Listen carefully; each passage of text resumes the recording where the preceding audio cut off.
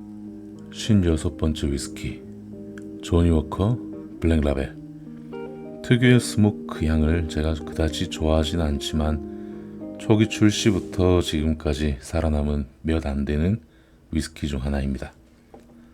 하지만 제가 느끼기로 최근 몇 년 동안 그 향이 많이 누그러진 것 같아서 점점 좋아지기 시작했습니다. 게다가 어쨌든 가끔은 제 자신을 나무라가며 맛봐야 하는 희귀하고 고급스럽고 세련된 위스키를 모든 사람이 맛볼 수 있는 게 아니라는 사실을 상기해야 합니다.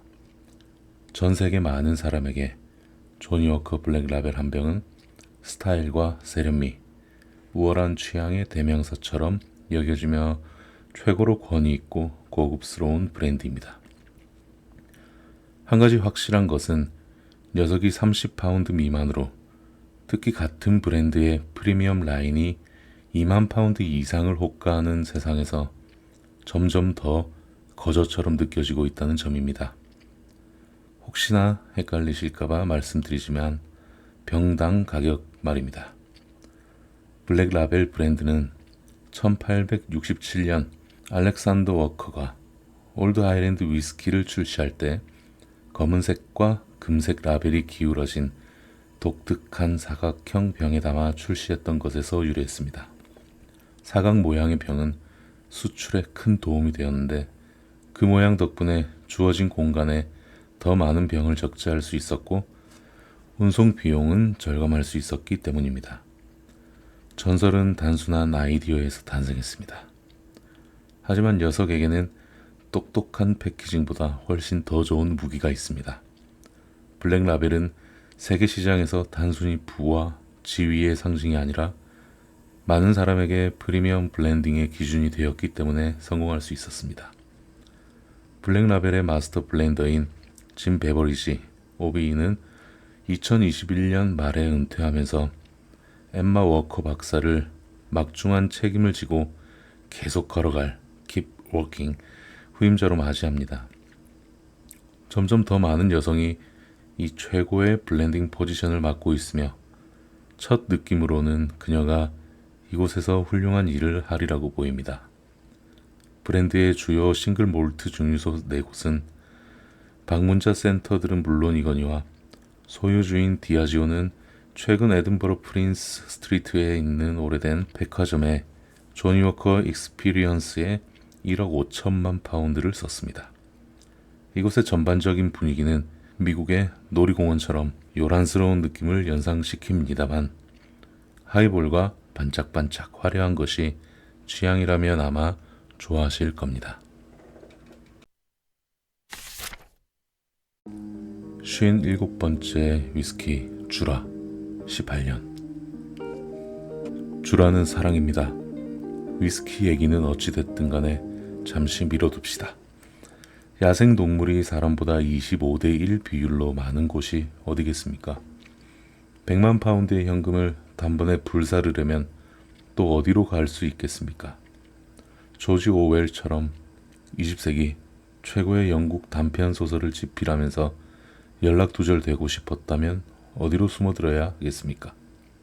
그리고 개인 골프장에 5,500만 파운드라는 거금을 써제끼려면 또 어디로 가야 하겠습니까? 최근까지도 이곳 증류소들은 주변 지역이나 인근 아일라의 피트로 무장한 괴물들에 비교당하며 아름다운 풍광에 걸맞은 위상을 보여주지 못했습니다. 하지만 이제 모든 것이 바뀌었고 주라 싱글 몰트에 대한 재평가가 이루어질 때가 되었습니다. 이 엄청난 차이는 증류소의 오래된 재고 원액들을 재여과하고 다양한 상급의 캐스크를 사용하여 여러 독특한 새 익스프레션들을 내놓기 시작하면서부터 나타났습니다. 2014년에 소유주가 바뀐 것도 도움이 되었습니다. 이제 엠페라도르 제국에 속하게 됨으로써 브랜드와 증류소 모두에게 창의적이면서도 꽤나 장기적인 투자가 이루어졌습니다. 시그니처 시리즈는 이 맛있는 18년 숙성 익스프레션으로 정점을 찍었는데 아메리칸 화이트 오크로 만든 프리미어 그랑 크리크 보르도 배럴에서 숙성되었습니다. 화이트 앤 맥케이의 열정적인 마스터 블렌더 리처드 패터슨 오비는 엄청난 퀄리티의 캐스크를 만들어내는데 평생을 바쳤으며 지난 10년간 출시한 일련의 위스키들로 유명합니다. 이전에는 그다지 알려지지 않았던 이 증류소에서 생산되는 드라마틱하게 개선된 위스키들은 바로 지금 이 순간이 엄청난 박앤세일 기간이란 걸 암시합니다. 이 가격이 오래 지속되지는 않을 것 같으니 아직 연락 가능할 때 서둘러 구입해 두십시오.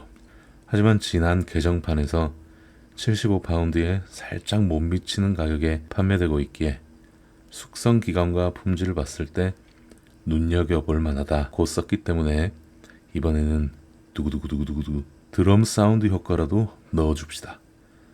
놀랍게도 제가 글을 쓰는 지금 이 순간 60파운드가 조금 넘는 가격에 이 제품을 구매할 수 있습니다. 믿기 어려운 지경입니다. 이 정도면 거의 1984년 가격입니다. 58번째 위스키 카발란 디스틸러리 셀렉트 넘버 1. 지긋지긋한 위스키 투자 커뮤니티 여러분에게 지금이야말로 카발란의 초창기 출시작을 쟁여두어야 할 때라고 귀뜸해 줘야 한다는 것은 생각보다 훨씬 속이 쓰라린 일입니다. 카발란은 이미 가격이 상승하고 있지만 만약 여러분이 두둑해지는 엑셀표에 쾌감을 느끼는 골룸이라면 솔리스트 제품군에서 무언가를 구매하시라고 말씀드리고 싶습니다. 그리고 창피한 줄 알고 고개를 숙이십시오. 이 위스키는 마셔주길 원하며 아우성을 치는 특별한 녀석이지만 여러분의 사상이 나중에라도 고쳐진다면 언제든 녀석을 마셔볼 수 있을 테니 말입니다. 저는 스타일리시한 포트 캐스크 피니쉬의 맛있는 콘서트 마스터를 한동안 편애한다고 밝혀왔지만 카발란의 제품군 중 자신 있게 구매하기 꺼려진다거나 즐겨 마신다고 표현할 수 없을 만한 녀석은 없습니다. 디스틸러리 셀렉트 넘버 1은 엔트리 레벨이지만 50파운드가 조금 넘는 가격으로 저렴하다 볼 순 없으며 알코올 도수를 조금 더 높였더라면 더 괜찮을 뻔했습니다. 43도 혹은 46도 알코올 도수로 한번 마셔보고 싶습니다.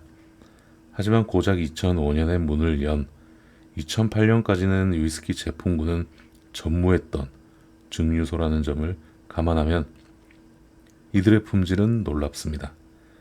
대만에서 훌륭한 위스키를 양조할 기회를 포착한 TT 리 회장의 대담한 비전뿐 아니라 2017년 2월 안타깝게도 작고한 명망 있는 고 짐수환 박사와 초대 증류소 매니저이자 수환의 애제자 이한창 두 사람의 공이 컸습니다.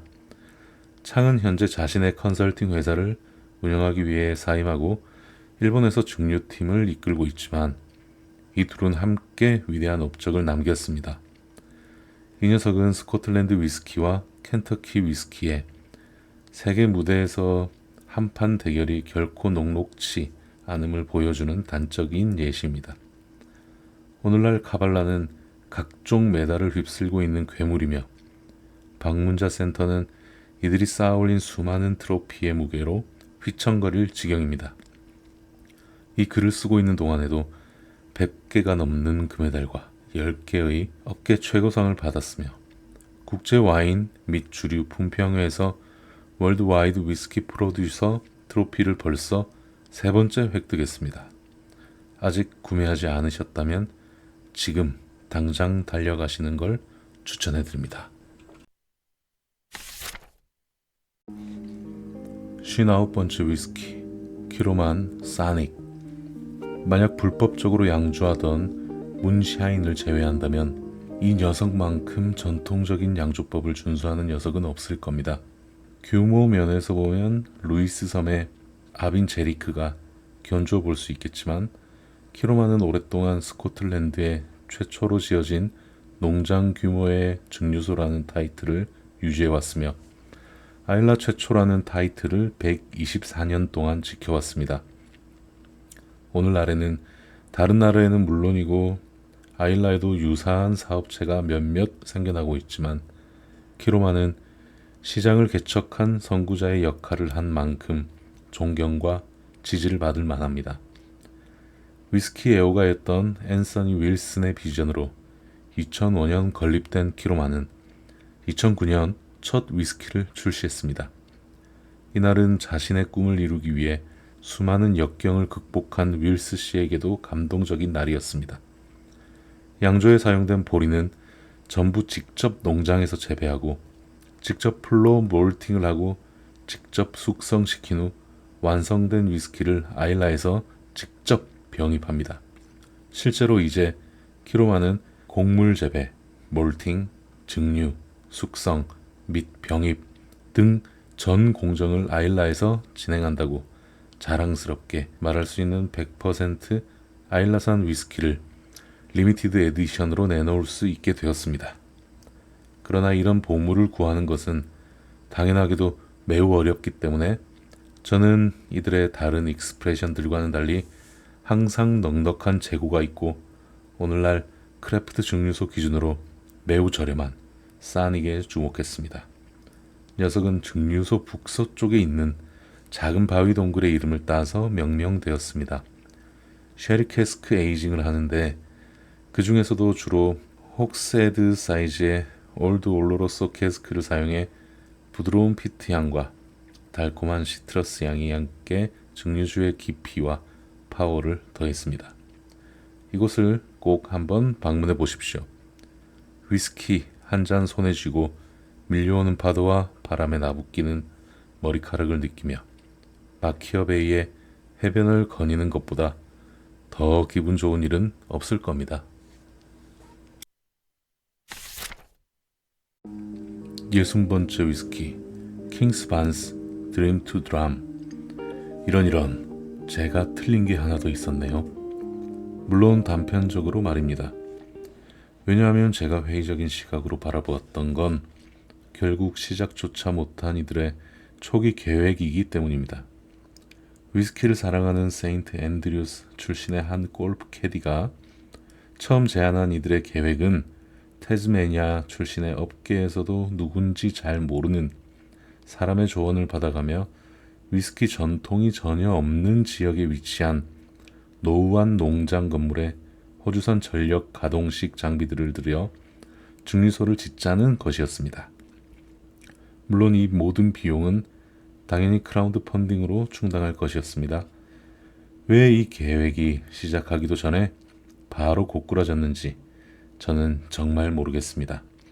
하지만 위스키 붐이 일면서 실행할 수 있는 수준의 제안들이 싹트기 시작했고 성공적인 독립 양조업체인 위미스 몰츠의 사람들이 적극적으로 수정안을 받아들였답니다.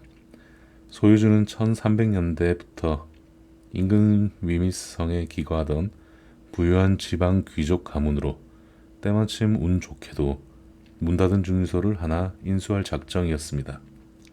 자신들의 부지 바로 앞에 증류소를 짓는다는 아이디어에 반한 위미스는 프로젝트를 인수하고 돈으로 살 수 있는 가장 노련하고 경험 많은 증류 전문가들인 고 짐스완 박사와 이안 팔머 영입했습니다. 그들은 가볍지만 복합적인 풍미의 로우랜드 싱글 몰트를 만들어내는 작지만 우아한 증류소를 탄생시켰습니다. 2015년 3월에 첫 증류를 시작했고 2018년 말 첫 싱글 몰트인 드림 투 드람이 출시되었습니다. 100% 현지 보리를 사용하여 천천히 그리고 정성스럽게 증류해내고 초기에는 짐스완이 손수 선택한 최고급 캐스크에서 숙성시킨 후 색소 첨가나 냉각 여과 없이 실한 46% 알코올 도수로 병입되었습니다. 가벼운 바디감에 과실향을 가지고 있지만 좀 더 최근에 출시한 자매 브랜드 발코니에서도 알 수 있듯 아주 멋지게 숙성될 것으로 보입니다. 매년 한정판으로 출시되는 더 높은 스트렝스의 패밀리 리저브와 소량 출시되는 싱글 캐스크 보틀링도 있습니다. 매력적인 방문자 센터, 함께 운영되는 지인 증류소, 오래도록 소유할 가족 소유주가 있는 킹스 반스는 위미스의 자신감과 비전에 걸맞게 장기적인 성공을 위한 모든 준비를 마쳤습니다.